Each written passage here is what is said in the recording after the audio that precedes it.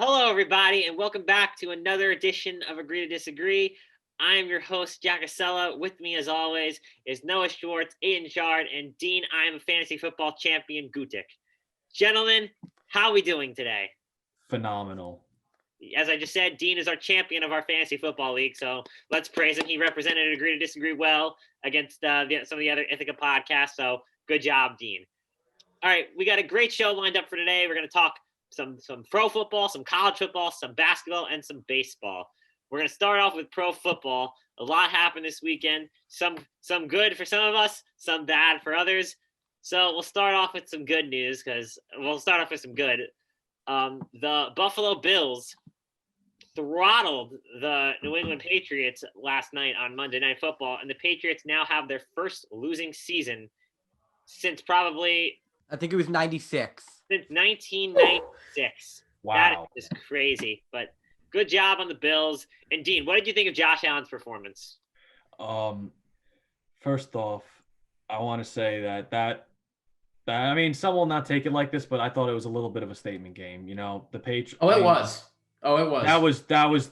You know, I thought to myself, this could be a trap game. Buffalo.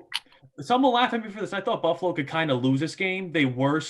Don't get me wrong. They were rolling, and you know, because playing in New England's not easy. And usually when the Bills play Bill Belichick, good things never happen. So this is the first year I get to say good things happen. Josh Allen is having a record-breaking single season in Buffalo history. Stephon Diggs is becoming the elite receiver that he is. The defense is starting to find their form. We criticized their defense earlier in the season, but now I think ever since the Seahawks game, ever since the fluke win Arizona had, this Bills defense is starting to find their form. This Buffalo team is amazing. And granted, I still don't think they beat the Chiefs, but I think this team can go toe-to-toe with them. And I think I would not be surprised if they beat KC. If Kansas City does not win this year, I think it's going to be a Buffalo year. Really? Wait, do you think would you be shocked if the Bills aren't in the AFC Championship? A little bit. I mean, listen, as a Bill fan, a 12-win season, who would have seen this coming? I didn't even see this coming. I thought, 10-6, 11-5, but this has been. What were you guys? What were you laughing? Could be a 13-win season. It could even be 13. Yeah, it could. They spoil Miami's chances next week, but yeah, gonna play your starters in that game for sure. I don't know if they do. I wouldn't start Josh Allen next week. Here's the thing, though. Apparently, I would start Allen. I probably wouldn't start Diggs, though. Yeah, I agree with that. I'd play him half the game at the most if I was going to play Josh Allen. I agree with that. I think they might do like first half starters and the second half just rest them, and I would be completely fine with that if they do that. I think it's also important to note, though, like, if Buffalo wins this game, if Buffalo beats Miami, they get the 2 seed. If they lose, then they need the Browns to win to also be able to get the 2 seed. Cleveland. They need Pittsburgh to lose or tie. They need Pittsburgh to lose or tie. Well, Mason Rudolph is starting, so that's a lot easier than it was this morning. Yes, it is. It is a lot easier. And Wait, really? Mason Rudolph starting? Yep, starting. I'm Myles Garrett. Earlier, before that, the revenge. You could have, and I think we'll touch on this later. But before that, you could have heard me saying Cleveland is the one of the 5 teams that's going to be missing the playoffs. Not anymore. I don't think so. Not against Mason Rudolph, but I don't think Buffalo should risk benching their starters, at least in the first half, because, this Miami team is really good. They're fighting for a spot in the playoffs. They're winning in. And if Buffalo, if the 2 seed doesn't have a bye anymore, but it still is an advantage, you get to play the 7 seed instead of the 6 seed. Would you rather play the Ravens or the Browns right now? I'd rather play the Browns. I'd rather play the Browns. Oh, yeah. Exactly. They had an Exactly. They lost You would much rather play the Browns right now. Yeah. So let me throw this question at Dean. Let me throw this question at you quickly. So it looks like they're going to be the 2 or the 3 seed. So chances are, if they're going to get Kansas City, I mean, it's going to be in the AFC title game, right? Yeah. Which other team that they play prior to Kansas City gives you the most fear? I'd say Tennessee or Baltimore. Tennessee because King Henry. I mean, Derrick Henry is insane, and you saw what he did last year. But this Titans team is, in my opinion, not as good as the team last year. I thought, the defense regressed from last year. Granted, listen, Corey Davis has had a better year. They still have Derrick Henry. They still have AJ Brown. They have underrated. The offense is elite. They have an underrated tight end in Jonnu Smith. but I would not want to play the Ravens. That's the one team I'm trying for the Bills to avoid at all costs. I would rather play a team like the Colts or the Browns than the Ravens or the Titans in the first round. Yeah. I agree. I'm not too afraid of the Titans right now, mostly because of last week. You know, if they can only put up 14 points on the Packers, one of the worst defenses that's going to be making the playoffs, one of the worst teams that's going to be making the playoffs, like you're not a threat. Yeah, well, I don't know about that. I don't know about. Let me say this. Let me put it this way. I know you disrespect them, but we'll get back to them. We'll get back to the Packers in a little bit. I do love disrespect. Derrick Henry to me, guys. Like you could say Patrick Mahomes is the best player. He is. Aaron Rodgers is the second best player. He is. There is no bigger weapon in the NFL today in a January cold weather football game than Derrick Henry. There's not. Agreed. I'm sorry. He is the best player in the league in those conditions when it's tight and it's close and it's cold and it's snowy and it's rainy. There's nobody you'd rather have than Derrick Henry. Yeah. And that's why Tennessee, if I'm a Buffalo fan, scares the living daylights out of me, as does if I was a Kansas City fan, same deal. Baltimore is good too. They can run the football. But when you have a guy like Derrick Henry, oh my God. God, watch out. It's going to be interesting to see how they handle it because, I mean, you got to say, they're paying Derrick Henry a lot of money. And I don't know how well his body is going to hold up. He's going into week 17. They need to get into the playoffs. He's already had 345 carries. That's a toll. But also, he has big games. He needs 223 yards to eclipse 2,000. Also, the craziest part is there is still no guarantee that the Titans make the playoffs. Yeah. You know, after Mason Rudolph, the Mason Rudolph thing, the Titans are probably, in my opinion, the second most likely team to miss the playoffs behind the Dolphins. Because the Dolphins definitely have the most difficult opponent right now in the Bills. But I could definitely see the Texans just trying to spoil the Titans' playoff chances this year and taking them down. And if that happens and Indy beats Jacksonville and the Browns or Ravens win, Browns, Ravens, or Dolphins win, they're out. Right. Yeah, it's possible. They're a threat, though, I think. The AFC, this is going to be an interesting week 17. I mean, it's the AFC picture is, and it's crazy. It's not even, locked. You'd think the Titans would have the division by now, but it's coming down to the final week. The Colts could have even been tied, but last week was, this past Sunday was an abysmal letdown. Yeah. I want to switch over to something. We talked about the Bills. I want to switch over to their opponents. What a crazy game they had this Saturday night. Ryan Fitzpatrick was probably oh my God. Pat Mahomes, who? A once in a lifetime play. Raiders. There's a word we like to throw around here a lot, and that's frauds. And the Raiders, they took a play out of the Jets playbook, and they blew a nice coverage, and they let a miracle upon miracles happen, and they blew the game, costing them their season. But now I have an interesting question for you guys. Ryan Fitzpatrick, the Dolphins their offense was dead until the point where Tua was in there. Ryan Fitzpatrick came in and was the substitute, and he really turned things around. And yet reports are still saying, I want to know your opinion if you agree with this. I think the last thing I saw that they plan to use Tua will be the starter going into week 17, and if they make the playoffs, and throughout it, Ryan Fitzpatrick will be used as a relief pitcher. Do you agree with that? No, absolutely not. But I think Tua should be starting. If you want, I disagree. Fitzpatrick should be in there. I think Fitzpatrick has to be starting. That's what we've seen from him the past couple weeks. The past few games, they've taken out Tua because he hasn't been having a good game. Fitzpatrick goes in and lights it up. Fitzpatrick has the connection with the team. Fitzpatrick is the reason that the Dolphins got into the position that they were in. Tua is going to be a good quarterback, but I think they should be using it the opposite way. Put Fitzpatrick in, start him against the Bills, and if he's struggling, put in Tua. Add that versatility. Yeah, I agree. Or even use Tua as a Taysom Hill type of guy. Put him in every few snaps to run the read option.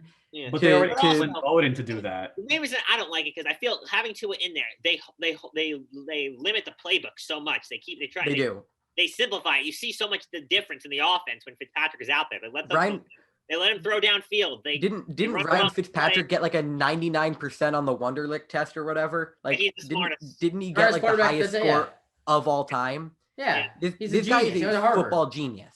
Geno Smith is like the dumbest, and of course the Jets drafted him. But can I throw this out there though? Yeah. So here's the thing about me with Fitzpatrick, and obviously as a Jet, a former Jet, I have a lot of respect for the guy. But the thing that always bothers me about Fitz is he could either go out there and throw 5 touchdowns or throw 5 interceptions, and we've known this. This has been his whole career. Yes. Don't you guys want a guy out there who you know isn't going to make brutal mistakes that end your season? Like if you throw Tua out there, he may not be the type of explosive player right now where you can expand the playbook and throw the ball 40 yards down the field and it's all the highlights. I mean, you're going to get that more with Fitz at least at this point. But I don't think that Brian Flores is so into making decisions that allow for his team to be at risk. And to put Fitzpatrick out there really risks your chances of having a 4 or 5 turnover game and just getting blown out in a big game and missing the playoffs. Tua's much more stable right now. I agree. Is more likely to do that. I think that's 100%. Here's how I see it. With Fitzpatrick out there, you probably have a 40% chance, like you have a 20% chance of just a normal average game. But you have a 40% chance of him going off for 400 yards and 5 touchdowns, and a 40% chance of him throwing for 150 yards and 3 picks, right? With Tua in there, you probably have a higher chance of a normal game, but you also, I would say it's probably more likely. I know what you mean. It's more likely for Tua to go out there and have a game where he throws 100 yards, a touchdown, and a pick, and that's not going to win you a game. Right. I mean, yeah, but you've also had that. You could say that with the Rams, but at least they beat the Rams because of the defense and the special teams. But here's the thing. I disagree with this whole thing with Tua and Fitzpatrick. You got to ride the hot hand.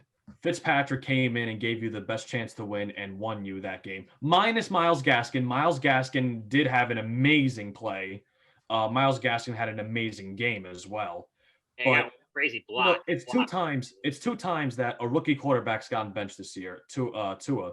The first game against Denver, and Ryan Fitzpatrick almost drove down the field and sent the game to overtime. It was just, as Noah said, a brutal interception to quite possibly the best safety in the NFL in Justin Simmons. And then this past game, he's struggling. But granted, I think it was Aiden or Jack that say it, the playbook is limited with him. So I will cut him some slack on that. But I believe when Fitzpatrick came in, he tuned up the team, he motivated the team, and they won the game. Fitzpatrick gives the team the best chance to win, and you got to ride with the hot hand, and Fitzpatrick's the hot hand. Yeah, for certain. All right, can we talk about Dwayne Haskins? Because this is really interesting. Yeah, we'll talk about Dwayne Haskins. So this weekend, it was after they lost, and after the football team lost, reports came out that Dwayne Haskins has been released. So you got to give credit to Ron Rivera. He's battled cancer not once but twice, and he has cured himself of the second cancer, which is Dwayne Haskins. I completely. Tell us how you feel, Urban Meyer. Let's hear it. With this statement, with this move, it's not even an Ohio State thing. I genuinely believe Dwayne Haskins is a good quarterback, and we just have not seen him get an actual shot. Nobody has wanted him to be their franchise quarterback. He got drafted by a head coach that did not want him on the team and was vocal about saying that. He's played under 3 different head coaches over 2 seasons. He has never had the game plan that benefits his style of play. He is a pocket passer. He wants to stand in the pocket and throw it deep. No, he's like Ben Roethlisberger. Exactly. And they're not building around that. They're not giving him the plays that he needs to thrive. And the instant he can have a great game and throw 300 yards, but the instant he makes a mistake, it's you're going to the bench. You're so right, Ed. No, he's on the short. He's probably on the shortest leash of any young quarterback I've seen in a long time. I mean, you could say the same thing about Tua, but he's on a really short leash. Shorter than Rosen. Yeah, literally. Shorter than Rosen. I mean, how much shorter can you get? You can make the argument Haskins does have some behavioral problems. He has some off the field issues, but those are manageable and those fix themselves once players start getting believed in.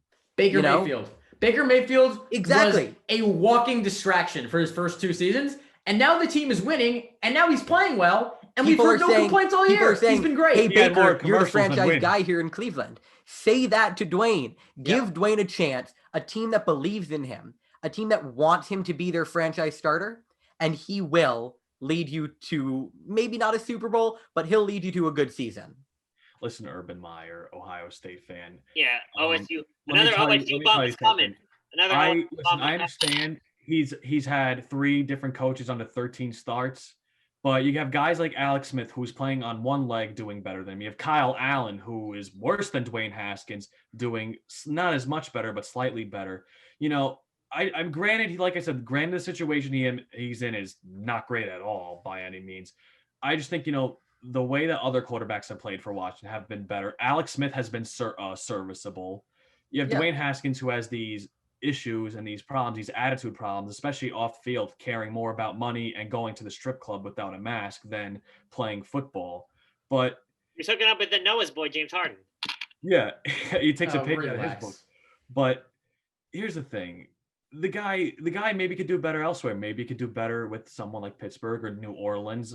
But I just think in Washington, he doesn't cut it. I think his time's up in Washington. Big Ben's the kind of quarterback. He likes to stay in the pocket, but I'm talking early on in his career, like when Big Ben was winning Super Bowls. When he was young, he was a gunslinger. But when he had to get out of there, he can go. That's exactly what I think Dwayne Haskins is, and I think Big Ben would be the perfect kind of guy to mentor him. So, I think his best landing spot right now has got to be New England.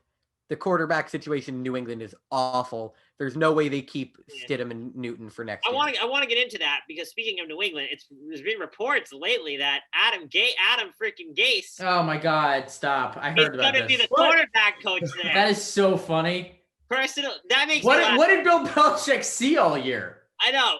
Are you Bill? You're supposed to be smart. I don't even know what's happening. There's been reports that so the Jets are just ridiculous. They're so dumb. Congrats. I got a traffic cone as my quarterback coach. I could be the quarterback coach. I was upset. Joe Germinario. Hire Joe. He's unemployed out in Germany. Joe Germinario will Gladney. The Saints. I was upset. Last week I was upset when the Jets beat the Rams. I wasn't even upset this week because I just expect it. We're stupid enough. The Jaguars are smart because Christopher Johnson, he doesn't want to make it like we try to lose on purpose. So stupid why we didn't play. They're smart. They played Mike Glennon. The Jets are so dumb. Adam Gase is just ridiculous. There's reports that they've already told him he's going to be fired. I personally don't believe that until it's set in stone. I don't believe anything until I see he's fired. But if that's the case, goodbye, Adam Gase. Viewer discretion advised. Don't let the door hit you in the ass on the way out. But otherwise, yeah.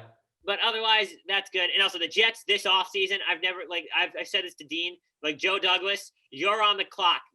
Right now, it's the bottom of the 9th. You're down 3 runs, 2 outs. You need to hit a freaking grand slam this offseason. Coaching hire, draft, and free agency. The pressure's on you. Gase is gone. No more excuses. Yeah, you're right. 100%. Can we touch a bit on the Patriots though? Because yes, Belichick angry. Belichick is angry, and as someone who lives in New England, I've been hearing a lot of slander against the Patriots, against Cam, against Bill. And my personal opinion, I want to know what you guys think about this. You can't blame this season on Bill, and you can't blame this season on Cam. Those are the 2 people who I think are basically free of blame. No, Cam, because Cam played a solid season. He had some interception troubles, but look at who he was throwing to. He didn't have a single receiving target that was even quality. Let me kind of rephrase what Aiden was trying to say. I think we have to blame Belichick, but in the right area. Belichick, the coach, does not deserve blame. Belichick the personnel person, the GM, the guy who's running this roster, putting together the 53, he deserves blame in that area. Yes. Because this team is not good enough. And I get they had COVID opt-outs and whatever, but at the end of the day, when your number 1 receiver is Demir Bird and Jacoby Myers, come on. This team our past 2 draft classes have been weak. Yep. They've been worse than weak. They've been awful. They've been terrible. You got to figure that out first. Another person I personally blame, Josh McDaniels a lot for this. Yep. The only reason I say that, I understand you don't have a lot of talent, but there's got to be a situation and also partially on Cam Newton. You got to go over the guy and say, hey, look, this isn't working. Let's work on stuff that I'm comfortable with, that I think are my best plays, and you got to work it that way. They clearly didn't do anything to try and find a balance of what works. I actually thought that McDaniels, to be honest with you, did a pretty good job because you might remember there's really no offseason this year. There was no preseason. I thought he did a pretty good job of implementing what Cam does well into the offense. Maybe you guys don't, but I thought he did a pretty good job of taking some of the Carolina Cam and throwing it into the New England offense. When they stopped letting him throw, it was so one-dimensional, so obvious. Yeah, but he wasn't thrown well. And who are you going to throw to? Demir Bird? Bird had a perfect touchdown pass last night into his hands, and he just didn't catch it.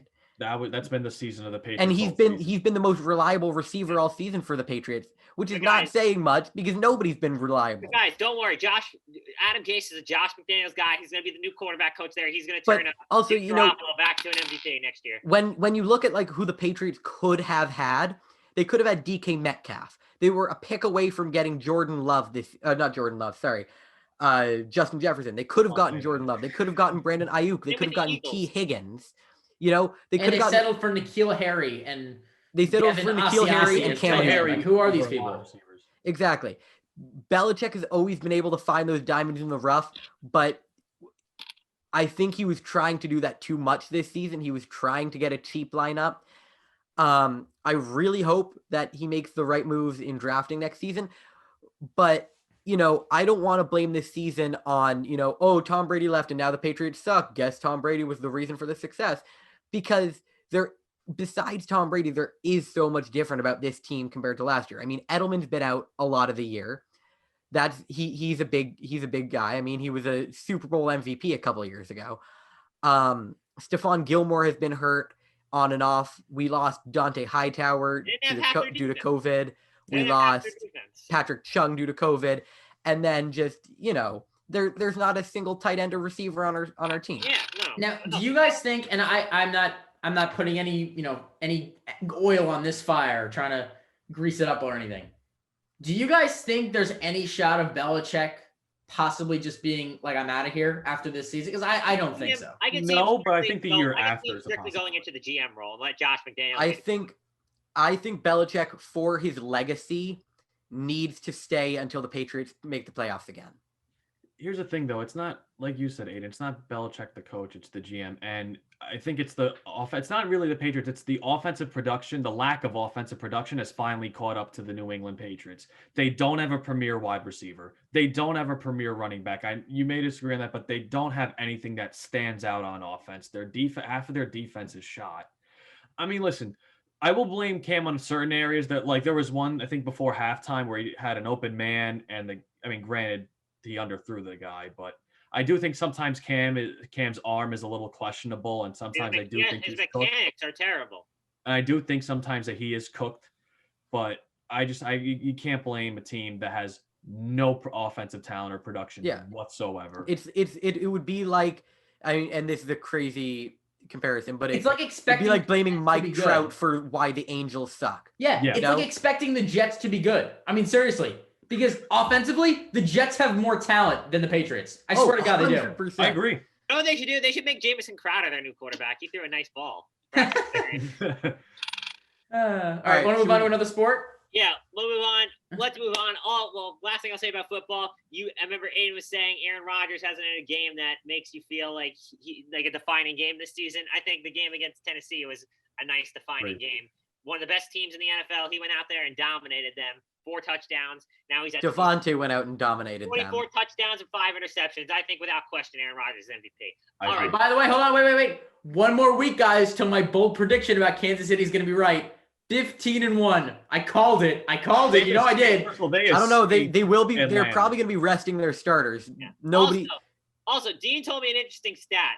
Pat Mahomes. What was that stat you told me the other night? I read something, and a friend of mine sent me from Instagram. Shout out to James who follows our show. Pat Mahomes in an NFL record has, I believe, 18 dropped interceptions this year. That's crazy. Picks.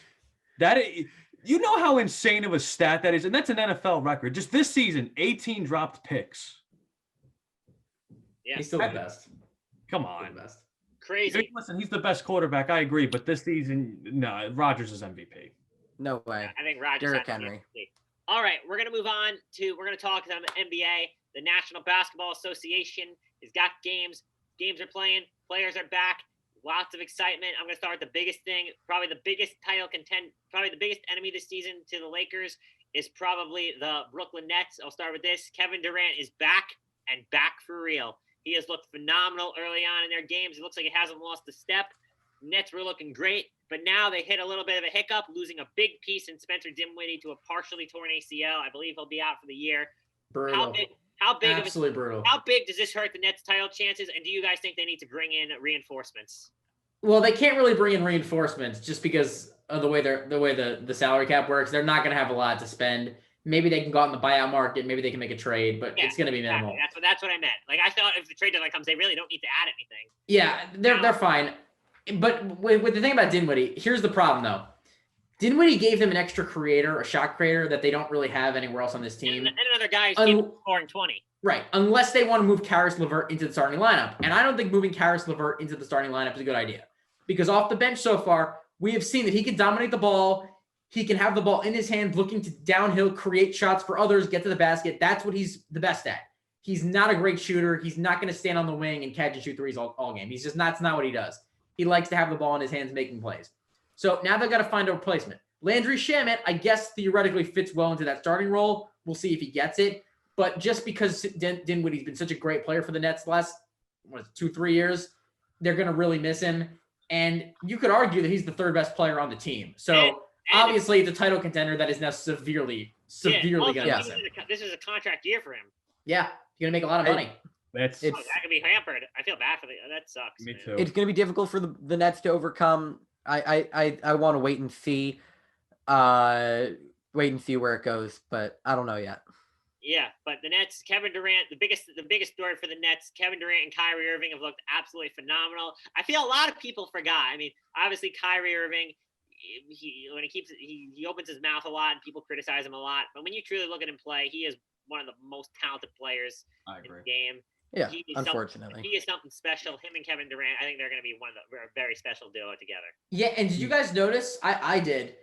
The chemistry between the two of them for playing together for so few games, they look really good together. It looked good. I mean, as a duo, not just individually. Obviously, they're great individually, but they seem to really click. And remember last year when everyone was like, "Wow, Anthony Davis and LeBron seem to really work together quickly." Like it didn't take very long. It only took a couple of games, and it seemed to really fit. Same thing here with KD and Kyrie. I've been very impressed by that. I didn't think it would work so quickly. These are two very dominant, ball dominant players, but it has worked, and it has worked really fast. I mean, I was concerned with Kyrie coming into Brooklyn, how not only his attitude problem, how he'd take the team, but listen, Steve Kerr was not wrong with Kevin Durant. He is back and better than ever. And this Nets team, listen, it's gonna be hard for them to overcome the loss of Dinwiddie, who's a big piece of the team. But I still think they're the biggest threat to the Lakers, and they are a legit title contender. Yeah, I think this NBA season has already gotten off to such a weird start, though. I mean, think about it. The Bucks beat the Warriors by 40, then lost to the Knicks by 20. Also, and now we're about the New York Knicks back-to-back wins. As I'm saying this, they're currently 40 points up over the Heat, or you take the Nets. The Nets blew out their first two opponents, then dropped 2 in a row to the Hornets and then the Grizzlies. You have the Clippers, who beat the Lakers and then followed that up by losing by what did they do? 50 points. You know what's funny? Hold on. Let me address Kawhi, you know what's funny? That's the same team that you lost to on opening night. So why are you? Number two, the Heat lose by 50. We beat Dallas by 40. Yeah, we beat Denver. We beat you guys. You can't even beat us you couldn't even come close against us. The point is, it has been a weird season so far, and those are just a couple of examples. Yeah. So the Knicks look like a competent team, 2-2. The Knicks do look like a competent team. They're sitting at 2-2. What's going on here? I said the Knicks are going to finish around 10th in the Eastern Conference, but one thing that makes me happy about, at least for the Knicks right now, I'm not being stupid. I don't want to get the 8th seed this year. One thing that is making me happy though, I want Cade Cunningham. The Knicks look like they can package. They can get a lot. They can get some picks. Alec Burks looking like maybe he could be worth, if he continues to play the way he's been playing, he can maybe be worth a first-round pick at the deadline. And maybe Julius Randle, he's playing well so far this season. He could be a pick too. And then we can see what Obi Toppin's got. The Knicks look competent. Their defense certainly looks better. That's all I'm going to say about that. I'll move on to another team. I want to talk about the Lakers a lot. I want to talk about the Lakers and the Clippers. Start with the Lakers. I gotta say, I know we all believe in the Lakers. We all thought like they're gonna finish first in the conference. I gotta say, I'm gonna start to agree with Noah. What he said, they're not gonna play go crazy hard every single night. But in terms of their roster truly amazes me. And you could just like they have so many possibilities. The other night, like when you saw AD was out, like, but also they have so many playmakers. Marc Gasol, he's such a good passer for a big man. So is AD. LeBron, Schroeder could be looking like the best move of the offseason. Having Montrezl Harrell on that team is just clutch too. Yeah. Sorry, Dean. Hate to remind you. Let me say this though. Lakers have easily the best roster, in my opinion. Yeah. Last night I saw a tweet from Kevin O'Connor of The Ringer, who I absolutely love. He's awesome. Shout out to KOC. He showed a couple of clips in a tweet last night of Montrezl Harrell just getting cooked on defense by Dame and CJ in the fourth quarter. And he is so right about this. Adding Montrezl Harrell was a good move, but losing Dwight Howard and JaVale McGee may end up being even worse for the Lakers than getting Trez, because what those guys did last year, and I've said this on the show before, they were awesome. They played their role. They went and dunked the ball. They rebounded. They played defense like hell. That's what they did every night. And they don't have that guy anymore. They don't have that 7-footer who can go up on top of the trees and dunk on people and grab rebounds and just play as hard as anybody's playing on the floor. So they don't have that anymore. And that kind of scares me for the Lakers. We saw them get cooked. I mean, just cooked last night by Dame and CJ. And the Blazers beat them handily, and AD didn't look good. And look, the Lakers are not going to get the 1 seed. They're not going to go hard all year. But I do think that at some point, if they make an addition at some point, whether it's buyout or whatever, they need to add an extra big guy, because we saw it and they got exposed on it for the first time last night. When Marc Gasol isn't playing well, like he played against Minnesota the night before, they don't really have a lot of the big man spot, because AD is going to play power forward and Trez is just too small to close games for them. That was my concern. Even last year, I don't want to, be a jerk a little bit, no, but this was my concern with Denver last year in the playoffs and with him this year. Undersized, got burnt by Jokic. I mean, granted, Jokic is the best. Oh, he can't guard Jokic. Oh no, wait, they're gonna get cooked by Denver. Well, I'm just saying, like that was the problem with him being undersized and being cooked. AD or Gasol will guard Jokic. Yeah, Jokic is gonna go crazy on the Lakers. I'm telling you. You don't think Anthony Davis can guard him? Jokic. Not full time. Jokic is absolutely they'll carrying my fantasy team right now. I agree. They probably do need to add another big man. I'm sure they can get like something cheap like JaVale. He's like a third string big man for the Cavs. I'm sure they can get him back if they want to. Like they can get him. They'll find somebody. They'll find somebody. They'll take some team scraps and they'll make it their treasure. That's what I'm saying. Dean, so are you concerned at all about what happened Sunday? Because I don't think it's a big deal. Seriously, especially seeing what's happening with Miami now. I was gonna say it's only the third game of the year, fourth game of the year. It's too early to sweat now. I mean, listen, no excuse for how bad they lost. I will say that, but not having Kawhi and Morris proved how crucial that is. I mean, listen, Kawhi should be saying, "Pay me." That's how bad. Kawhi, who took an ugly elbow against Serge Ibaka. That was just hard to watch. It really scared me Friday night. I was really off the edge of the seat when I saw that. I was really scared, but hopefully he'll be okay. But listen, besides the one loss, I'm impressed with what I saw from this Clipper team. Against Denver, they came out with the perfect game plan to contain Jokic. I'm happy they even got Ibaka, because now they have someone with size that can do as much as possible, better fit than Trez. Nick Batum, who I bashed when we first got him. The first 2 games, even against the Lakers too, although he didn't score much, he's playing good defense. He's versatile. And if he can honestly get back to his old form, I think Batum could be a crucial piece for this Clippers team. No, but when Morris is healthy, he's not going to play. You even told me they're just doing that to... When Morris is healthy, he's going to come back. But at least having Batum there will be... They're doing that so they don't mess up the bench. That's the only reason Batum is playing. Yeah. But... He'll play real rotation minutes, though, I think. Yeah, but in the playoffs, he's not playing. In the playoffs, he's not playing. What do you think of the new addition in Luke Kennard, Dean? Because he hasn't put up big numbers, but I do think he's a better player than Shamit, and he's proved it in the first couple games. I was gonna say that pretty much you took the words out of my mouth. I mean, listen, he hasn't put up big numbers, but I still think he's gonna adjust well. I still think he's gonna be a better fit than Shamit was for this team. I'm still gonna give the guy time. I just hope he doesn't turn into another Shamit. That's all I'll say. Finish your point. What I'll say is, and I don't want to cut off topic. Like I said, having Batum, having Ibaka, even Zubac coming off the bench is better than starting. But for for what's his name? For Kennard. I think give him time. Give him time. Nothing to sweat about. He's still adjusting. He's more of a shot creator for himself. Yeah. More so than Shammy. He's not strictly a spot up. I think he's still kind of coming into that. You could see that's why his shot's struggling. But the Clippers, I like what they've done so far. They'll be okay. They'll get Kawhi back. They'll get Morris back. I like what they got. I think their roster is definitely different, but it definitely works. And they're better than they were last year, I think. Yeah. I agree. I think getting Ibaka and Batum brings them the size and length and versatility that they lacked last season. I do think come trade deadline or buyout period, they do need to add a big man, just like the Lakers. They definitely need another. I disagree. I think a 7-footer. That's just my opinion. No, they need another guard. They need a point guard. They have nobody at point guard. I'm sorry. Reggie Jackson, I know you like him, Jack.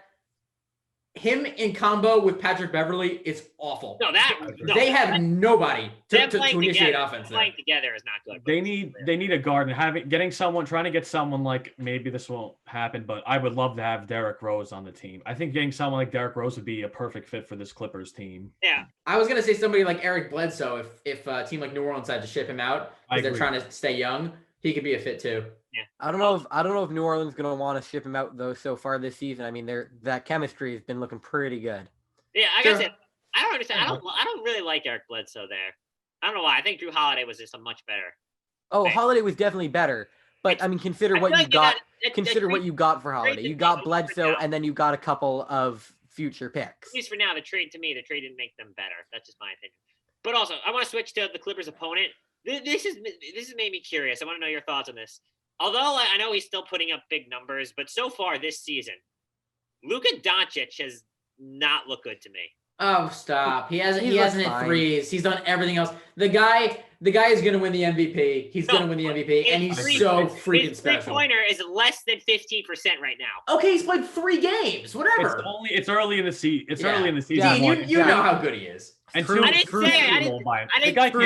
didn't say he sucks. Relax. I just said he hasn't through 3 games last year. Marab was convinced that the Timberwolves were going to be NBA champions. Shout out Marab. So, shout out to Marab. I understand Porzingis is still out. They'll get it together. But Luka's got to work on that shot, man. I mean, listen, I see your point, but the guy can't do it by himself, especially without Porzingis. I understand it's a hard team.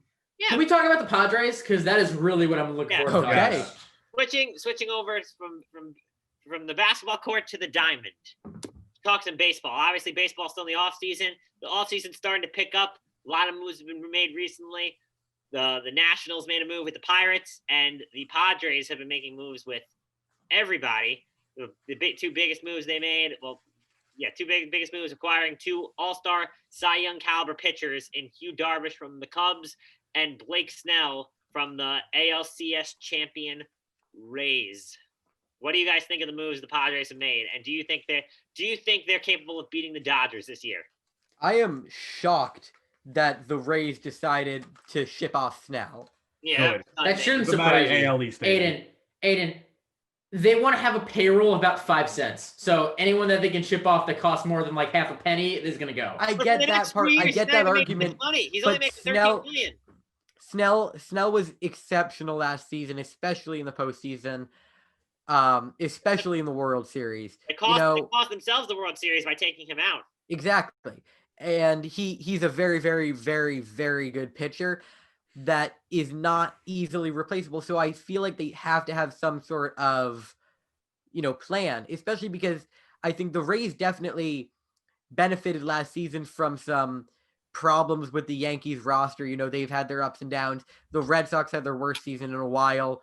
But both the Red Sox and Yankees, I think, are going to do better than they did last year this season. And the Rays are going to now have to keep up with that without their best pitcher.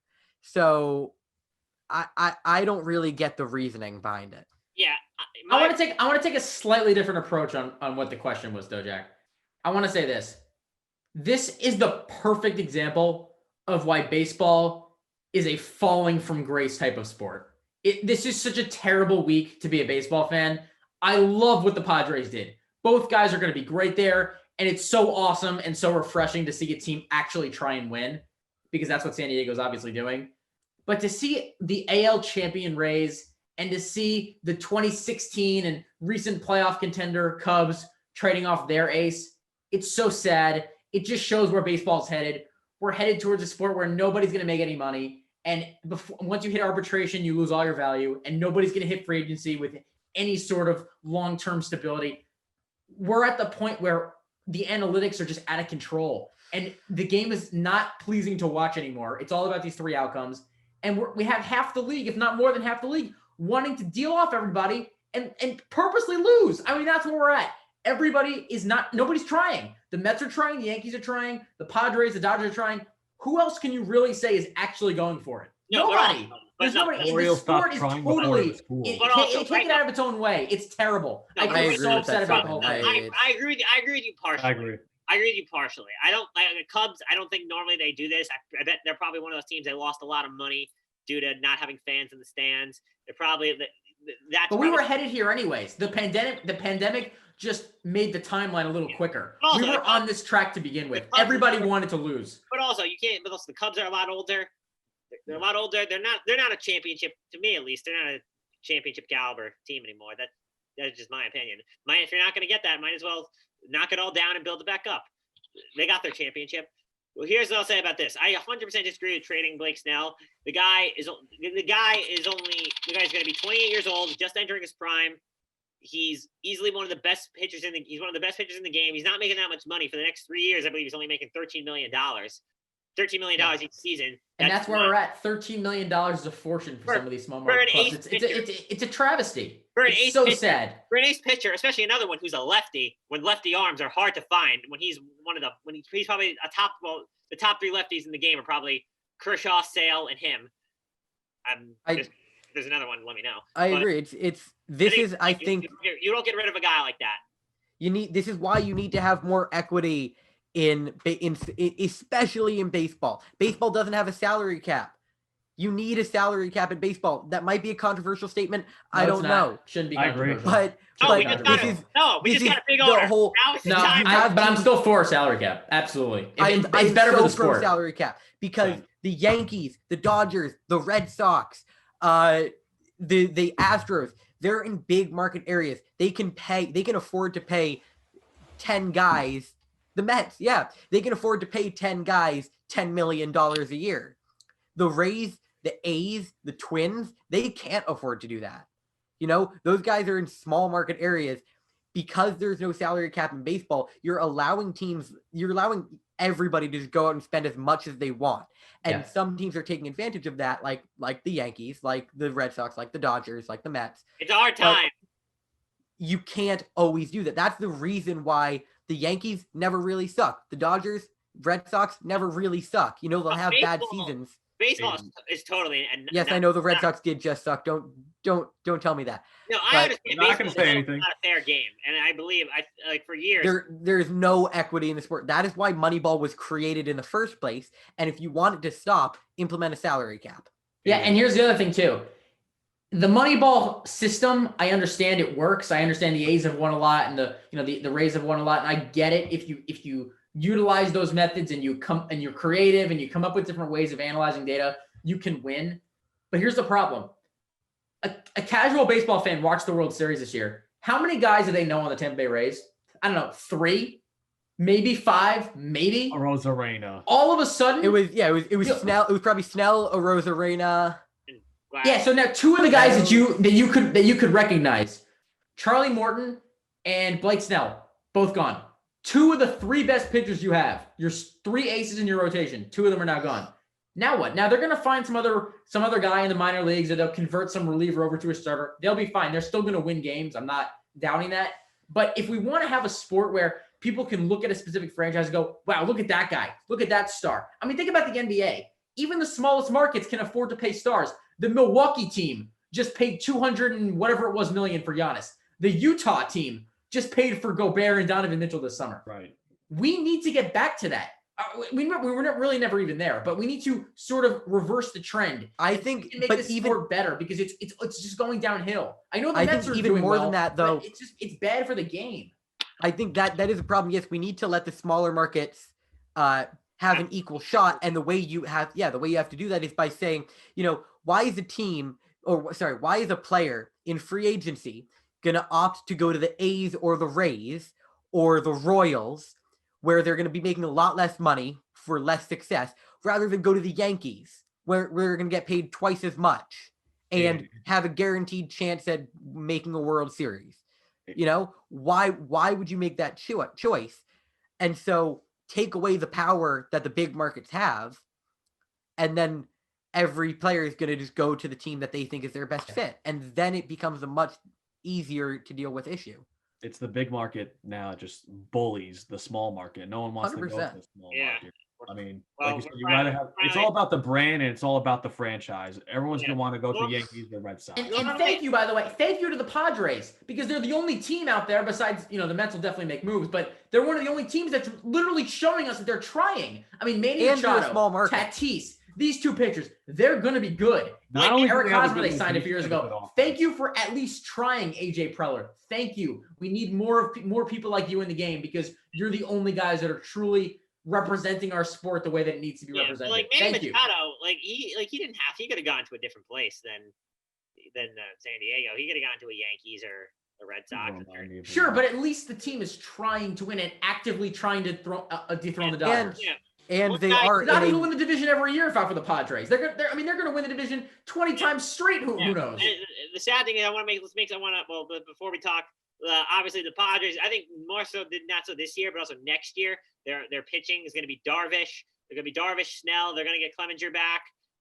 They just signed I forgot they traded for Clevenger. You're right. Yeah, they're going to get Clevenger back. That's awesome. Good for the Padres. Yeah, their pitching is going to be insane, and their offense is led by that left side of the infield, Machado and Tatis. Two absolute studs. So they're set up well for the future. Another trade I want to talk about, and I wonder your thoughts on this, a little bit smaller of a deal, not much of a big deal. The Nationals acquired Pittsburgh Pirates all-star first baseman Josh Bell. What do you guys think of this move, and who do you think it's a definite win for the Nationals? Oh, yeah, definitely. Yeah, Josh Bell's a good hitter. He was an all-star in 2019. He had a down year, whatever, but he'll be fine. And I don't know if you look at the Nationals roster, they had a hole at first base. And for the Pirates, they're going to be the worst team in baseball this year. They're just like 90% of the rest of the league. They're actively trying to lose. They're probably going to lose 100+ games next season. They suck. They got basically nobody that's major league caliber on this team. And whoever is, they'll trade away those guys the rest of this offseason. And they'll be the worst team in the National League and we'll go forward. So good for the Nationals. At least they're trying to.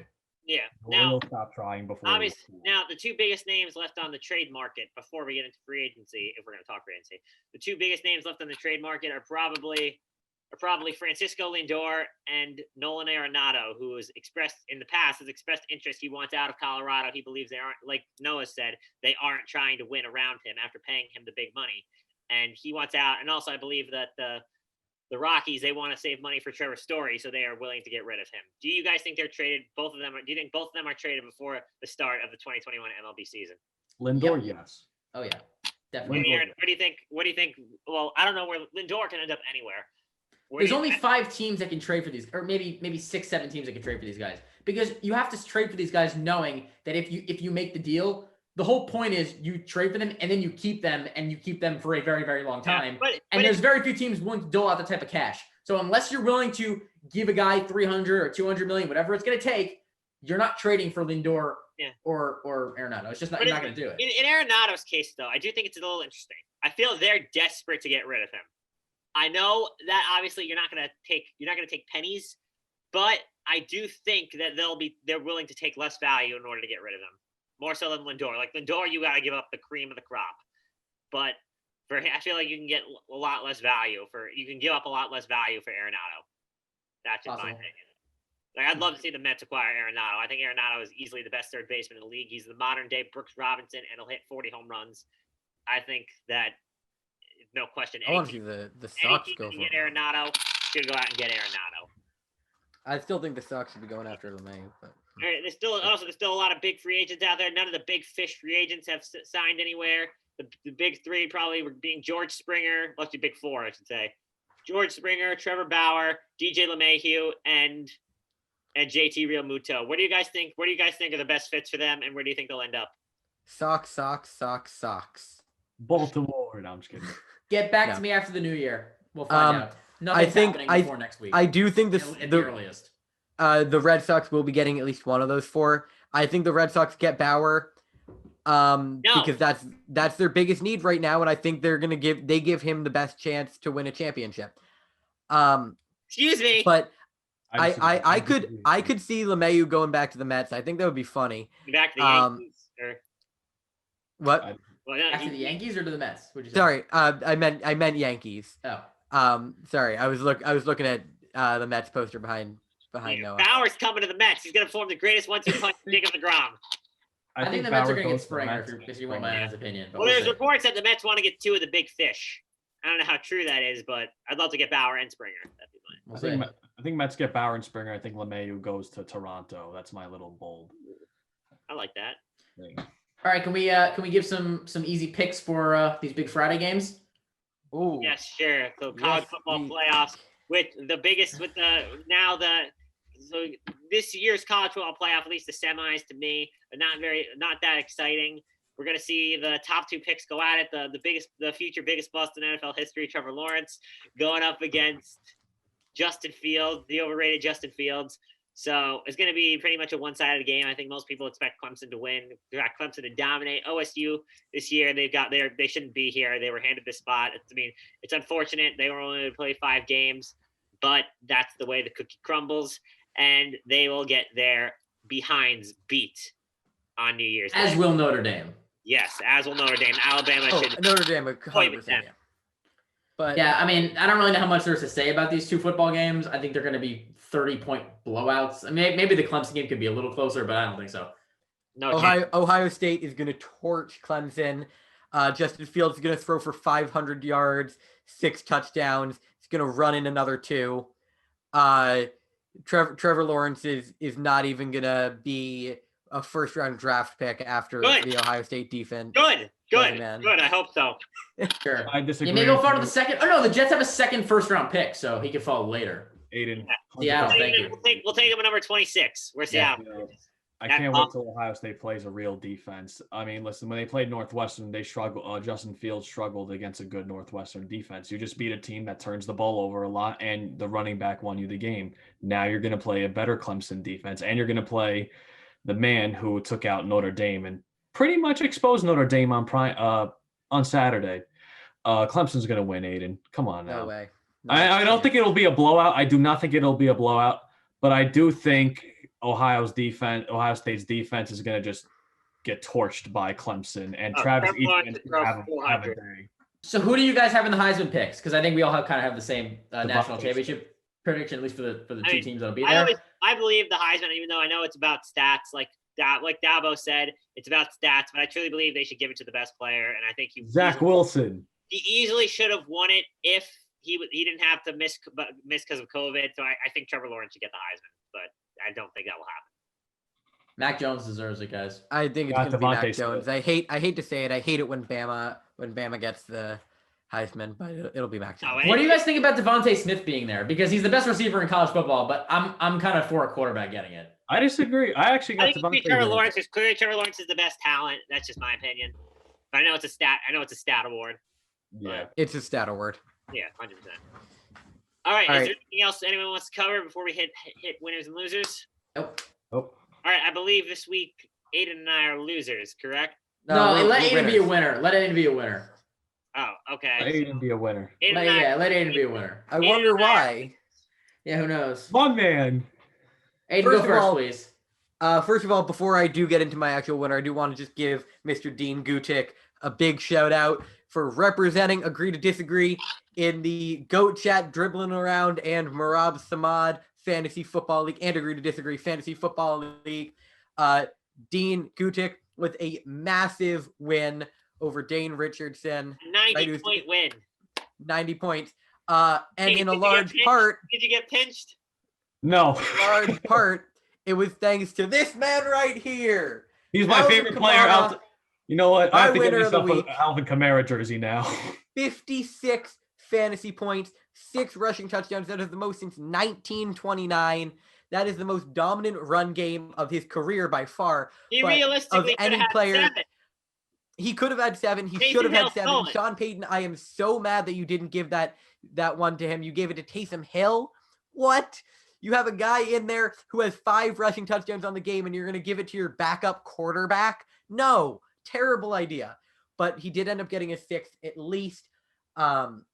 Nobody's done that in the Super Bowl era. And that is just incredible. Alvin Kamara has shown that, we've seen him be a great receiving threat. This is the first time I think that we've really seen Alvin Kamara go out there and be a dominant running threat too. He ran all over the Vikings. Yeah. Aiden, are you concerned about Drew Brees? He looked awful in that game. He looked fine. He's old. He doesn't have a lot left in him, but he's serviceable with the team he has around him. I think hopefully we'll be getting Michael Thomas back for the end of the playoffs. Will he be there for the first round? I think he misses the first round. Oh, that's big. But I mean, we've been missing Michael Thomas most of the year, anyways. We've shown that we don't need him to win these games. And the game plan is going to be, I mean, throw to Emmanuel Sanders, throw to Jared Cook, throw to Alvin Kamara. Yeah, and do you think this is Drew Brees' last ride? If there is a Super Bowl, if it ends in a Super Bowl, 100% yes. I don't know if he can take another year. I think this year, if it doesn't end in a Super Bowl, I would say I'm probably 75% sure it's his last season. But I could see a world where he comes back to try and get the final shot at glory. All right, very interesting. Noah, Dean, you want to take it? Yeah, sure. All right, so my loser of the week is Kelly Oubre. I don't know if you guys seen the type of numbers that Kelly Oubre's been putting up for Golden State, his new team this week. Let me read them out to you. So he's averaging 5.7 points a game after 19 last year. He is shooting from the field 17.5%. He has missed every single three-pointer he's taken. He's averaged 5.7 attempts per game. He has not made one yet through 3 games. Guys. And yeah, that's where he's at. And he's only making 75% of his free throws, which averages 1 attempt a game. So I got to be honest with you. Kelly Oubre, high-price addition, big addition for the Warriors. He's got to figure it out because he has been abysmal to start the season. I saw something all funny. All-time bad numbers. I saw something funny on Instagram. No, you'll like this. There's all this meme on Instagram. The Warriors, they went from the Splash Bros to now the Brick Bros. Him and Wiggins. Oh my God. Really bad start for Golden State. They look really bad. No, really they got back. They got back to 500 tonight. They're back to 2-2. Did they win tonight? Who did they beat? Yeah, they did. They won. Who did they beat? Beat the Detroit Pistons. Oh, well, there you go. Beat the Pistons. Wow. Hey man. The bad boy Pistons. Hey man, the 2-2. Yeah, bad boys and like really bad. The worst sports city in America. No, tonight Kelly Oubre 6 of 10, and he hit a 3 tonight. Oh, he did. Oh, I didn't see his stuff. I was going bad in the first 3 games. Okay, but still, that's awful to start a season out. 14 points in 29 minutes, 6 of 10 shooting, 1 for 4 from 3. All right, so at least it's a little bit better. Yeah, Wiggins is playing well. 27 points, 9 of 19. Dean, go ahead. First, before I go, I want to shout out Kamara, my favorite player, not on the Buffalo Bills. Alvin Kamara, the best running back in the world. No, I'm just kidding. My loser of the week. That's Frank Gore. He's gonna have to retire. I thought you hated him last week. What? Yeah, now you love him? No, I'm exaggerating. Come on, man. Broke his record. Record. My loser of the week, I was gonna say, is Dwayne Haskins, who's been cut from the team, obviously, as you know. And my second loser is whoever had to play against Kamara or anybody from Buffalo last night in fantasy, because whoever had Kamara on their fantasy team, you win. Whoever had to play against them, bite the bullet. That's all I'm gonna say. Yeah. All right. Last but not least, myself. I'm gonna say 2 winners. You'll be surprised by one of them. Obviously, the first winner I think is Jaguar fans. Congratulations to them. They were smart, unlike us, and they will get Trevor Lawrence. And they will now they now have control over the entire offseason. They control the head coaching. They control all the head coaching decisions, and they control free agency with the most cap space. They can do whatever they want now. Congratulations to Jacksonville. They did it the right way. But I was going to say another winner, and just because it can't get any – I mean, I said this last time. It couldn't get any worse than Todd Bowles. I'm going to say now, Jets fans are winners because it can't get any worse than this clown known as Adam Gase. And I'm going to say something, and I'm speaking right now to Christopher Johnson. You're going to let Joe Douglas hire the coach. You're going to sit in the room and you don't say a word. You keep your stupid fat mouth shut. Wow. Yep. All right, before the episode is over, I just want to wish a happy birthday tomorrow to the greatest athlete in probably the history of the world. Happy 36th GOAT, James. Thank you for all the memories. Oh, quick. My loser's Coastal Carolina because the perfect Thank you. season's over. All right. Oh, so But all sad. right, End of this serious episode. note, that's all the time we have. I hope everybody had a Merry Christmas, Kwanzaa, whatever you celebrate, and I hope everybody has a Happy New Year. From Agree to Disagree, I'm Jack Costello. With me, as always, is Noah Schwartz, Dean Kutik, and Aiden Shard. Have a good night, everybody.